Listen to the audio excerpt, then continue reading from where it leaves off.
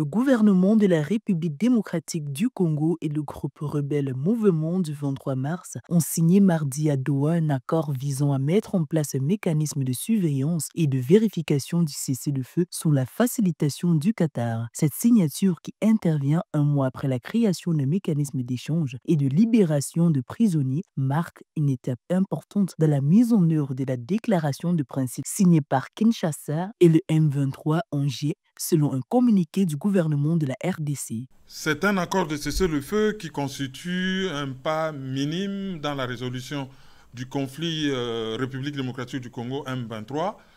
parce que tant que le Rwanda n'appliquera pas la résolution 2773 du Conseil de sécurité des Nations Unies, lui enjoignant de retirer ses troupes de la République démocratique du Congo, et tant que le Congo n'aura pas les moyens d'appliquer l'article 51 de la charte qui autorise la légitime défense,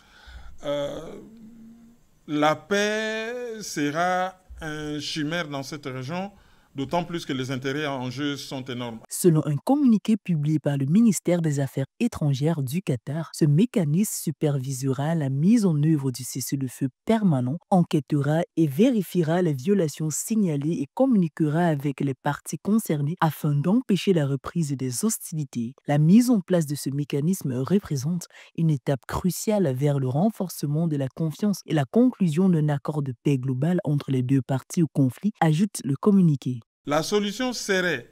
que l'on puisse continuer à dialoguer sincèrement et sur le plan diplomatique entre le Rwanda et la République démocratique du Congo, et que le M23 puisse négocier avec le gouvernement congolais ainsi que toutes les autres forces politiques congolaises, comme l'a préconisé la CENCO, la Conférence nationale épiscopale du Congo, et l'Église du Christ au Congo, afin de faire une espèce de dialogue interne qui fera qu'on aura résolu à la fois les problèmes régionaux avec le Rwanda et les problèmes politiques internes qui existent avec tous les autres Congolais dans le dialogue classe politique congolaise, pouvoir congolais et les M23. Réapparus en fin 2021, les rebelles du M23 ont pris le contrôle de vastes territoires dans les provinces du Nord Kivu et du Sud Kivu, notamment Goma et Bukavu, les capitales provinciales respectives. Selon les Nations Unies, plus de 27,8 millions de personnes en RDC sont confrontées à l'insécurité alimentaire et plus de 7 millions ont été déplacés, souvent à plusieurs reprises.